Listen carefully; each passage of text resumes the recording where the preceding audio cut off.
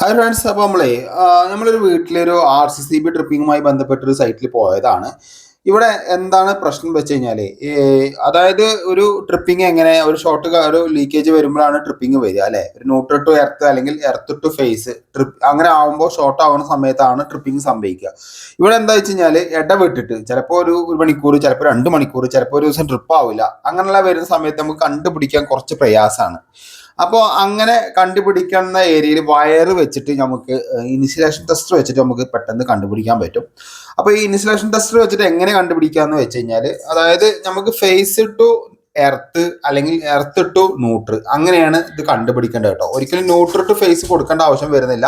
അവിടെ ട്രിപ്പിംഗ് സംഭവിക്കില്ല. എപ്പോഴും ലീക്കേജ് എവിടെ സംഭവിക്കുക വെച്ച് കഴിഞ്ഞാൽ ഫേസ് ടു എർത്തും അതേപോലെ ന്യൂട്രൽ ടു എർത്തും ആണ് വരിക കേട്ടോ. അപ്പോൾ എന്തായാലും ഞാൻ ഇതിന്റെ ഡീറ്റെയിൽസ് വീഡിയോ ചെയ്യുന്നുണ്ട്. അപ്പോൾ എന്തായാലും നിങ്ങൾ മറക്കാതെ തന്നെ ഈ വീഡിയോ ഷെയർ ചെയ്യുക, വീഡിയോ സപ്പോർട്ട് ചെയ്യുക.